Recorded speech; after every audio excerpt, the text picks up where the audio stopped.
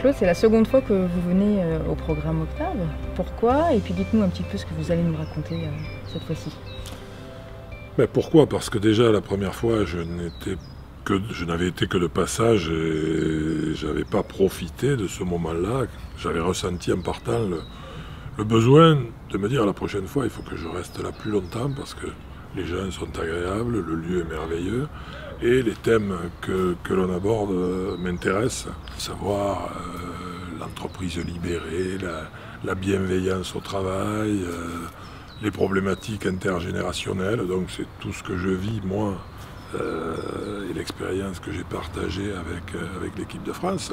Vous avez dit, le fait de collaborer n'est pas un acte généreux, mais un acte réfléchi et les compétences sont partagées. Donc une question vient à l'esprit, comment s'assurer de l'engagement de tous jusqu'au dernier des remplaçants? Oui, je crois que lorsqu'on dit que, je dirais, le partage et la collaboration n'est pas un acte généreux, si, bien sûr, c'est un acte généreux, mais il n'est pas le fait que des gens généreux. Je crois que dans un groupe, les motivations sont variées, les personnages sont différents, et on peut intéresser même les gens qui n'auraient pas cette générosité naturelle. Parce que ce que chacun doit comprendre, ce que l'on va réaliser ensemble, est bien supérieur à ce que chacun aurait pu réaliser par lui-même.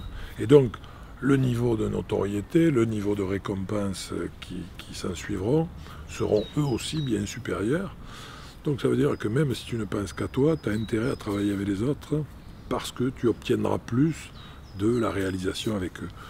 Donc ça, je pense que c'est effectivement ce qui habite les membres de notre équipe. Je ne dis pas qu'ils s'aiment, je ne dis pas qu'ils se détestent, mais je dis qu'ils ont compris qu'en travaillant ensemble, ils vont réellement réaliser des choses peut-être supérieures à ce que leur talent aurait pu laisser espérer. La seule règle qui vaut pour qu'on soit sûr que tout le monde s'engage, c'est que le partage de la réussite et du résultat se fasse en part égale. C'est-à-dire que si à la fin, alors que le remplaçant peut quand même vivre une forme de frustration à ne pas agir sur le terrain, si vous essayez de lui dire à la fin de l'épreuve que le gâteau n'est pas pour lui, il est évident que vous aurez du mal à le solliciter une nouvelle fois.